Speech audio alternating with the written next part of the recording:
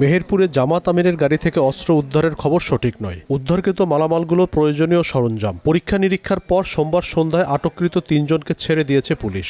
সোমবার সকাল 10টার দিকে শহরের হোটেল বাজার মোড়ে জামাতের নির্বাচনী জনসভায় আসার পথে গাড়ি তল্লাশি করে ৩ জনকে আটক করে সেনাবাহিনী। এ সময় বেশ কিছু মালামাল উদ্ধার করা হয়। এ নিয়ে দিনভর নানা গুজব ছড়িয়ে পড়ে। কোনো মিডিয়া অস্ত্র উদ্ধারের খবরও প্রকাশ করে। সন্ধ্যায় জেলা কার্যালয়ে এ নিয়ে সংবাদ সম্মেলন ডাকে জামাত ইসলামী। লিখিত বক্তব্যে জেলা জামাতের রাজনৈতিক সেক্রেটারি মাওলানা রুহুল আমিন বলেন, সমাবেশে ব্যবহৃত বেশ কিছু ইলেকট্রনিক পণ্য ও কয়েকটি ওয়াকিটকি সহ ৩ জনকে আটক করে সেনাবাহিনী। এর মধ্যে একজন সাংবাদিকও ছিলেন। পরে পুলিশ সেগুলো অস্ত্র না হওয়ায় তাদেরকে ছেড়ে দেয়। নিন্দা জানাচ্ছি, এই বিষয়টা আমরা তাদের সাথে যোগাযোগ করব, কেন তারা এরকম সন্ধ্যায় তাদেরকে থানা থেকে নিয়ে আসা হয়েছে। অস্ত্র না, অথচ তাদেরকে কেন পুলিশ আটক রেখেছিল এমন প্রশ্নে তিনি বলেন, জামাতের আমির মেহেরপুরের নির্বাচনী জনসভায় যোগ দেয়, পুলিশের সাথে যোগাযোগ করতে বিলম্ব হয়। এই কারণে তাদেরকে থানা থেকে ছাড়ানো সম্ভব হয়নি।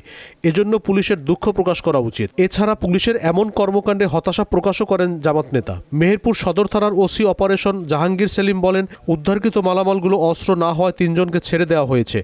যে মালামালগুলো পাওয়া গেছে সেগুলো সমাবেশে ব্যবহার করার জন্য আনা হয়েছিল। মেহেরপুর জেলা জামাত মোস্তাফিজুর রহমান, নয়া দিগন্ত।